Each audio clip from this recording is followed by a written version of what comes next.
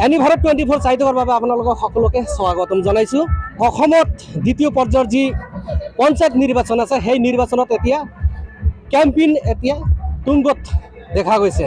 শিমলাবাৰীৰ গাঁও পঞ্চায়তৰ অন্তৰ্গত AP মেম্বাৰ কাউন্সিলৰ পদত বিজেপিৰ মনোনীত প্ৰাৰ্থীৰ দেখা গৈছে যে কেম্পেইন আৰম্ভ হৈছে। ইয়াতে বহুত সংখ্যক সংখ্যালঘু মানুহ দেখা পাইছোঁ। মই সেই সংখ্যালঘু মানুহৰ লগত মই কথা পাতিবলৈ মই যত্ন কৰিম। আপোনালোকে বিজেপিত যোগদান কৰিলে?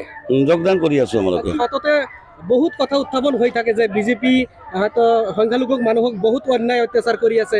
এই বিষয়ে আপোনালোকে যে এতিয়া বিজেপিৰ হৈ কাম কৰি আছে, এই হিচাপে আপুনি কি ক'ব? এইটো আমাৰ কথা হ'ল যে আমাক আগতো বহুত মানুহে কৈছে, বিজেপিৰ মানুহে কৈছে, আমাৰ সংখ্যালঘু মানুহবিলাক কৈছে যে আমাৰ সংখ্যালঘু মানুহবিলাকক বিজেপিৰ মানুহ দেখা নাপায়, ভাল নাপায়, আমালোকক অলপ হিংসা দৰে চলে।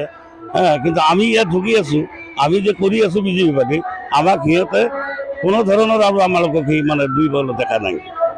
সেইকাৰণত আমালোকে বিজেপি পাৰ্টিত যোগদান কৰি আমালোকে পাৰ্টিত সোমাইছোঁ। আপোনালোকে যেহেতু চৰকাৰ বিজেপিৰ, আপোনালোকক কিবা অন্যায় অত্যাচাৰ আপোনালোকে দেখা পাইছে নেকি বিজেপি? না, আমালোকতো দেখা নাই আমাৰ ইয়াত।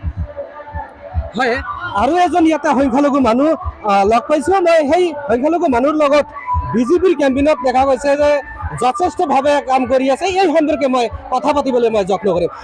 শিমলাবাৰী গাঁও পঞ্চায়ত বিজেপিৰ AP কাউন্সিলৰৰ হৈ আপুনি নিৰ্বাচনৰ যি কেম্পেইন, সেই কেম্পেইন আপোনালোকে চলাই আছে। বিজেপি চৰকাৰে মানে আমাৰ ইয়াত কাম ভালে কৰিছে। মানে আমাৰ ইয়াত মানুহ সুখে শান্তিতে আছে, কোনো মানে হিন্দু মুছলমানৰ মাজত কেঁচাল লগা নাই, শান্তিপ্ৰিয়ভাৱে আছে। সেইকাৰণে আমালোকে বিজেপিত যোগদান কৰিছোঁ আৰু অপেন প্ৰচাৰ কৰি আছোঁ, প্ৰচাৰ চলাই আছোঁ। আমাৰ ইয়াততো একো হোৱা নাই, মানে সাম্প্ৰদায়িক সংঘৰ্ষ একো হোৱা নাই। ইয়াৰ আগত চৰকাৰ আছিল, আমাৰ ৰানিং MLA আছিল, এতিয়া MLA নাই, কিন্তু আছে সিহঁতৰ লগতে পাৱাৰটো বেছি, কিন্তু তথাপিতো হোৱা নাই। তেনেকুৱা কোনো আমি দেখা নাই যে আমাৰ মাজত কোনো বিভ্ৰান্তি সৃষ্টি হোৱা, সেইবিলাক আমি দেখা নাই। সংখ্যালঘু বহুত মানুহে ওলাই আহিছে, বিজেপিৰ হৈ কেম্পেইন চলাই আছে।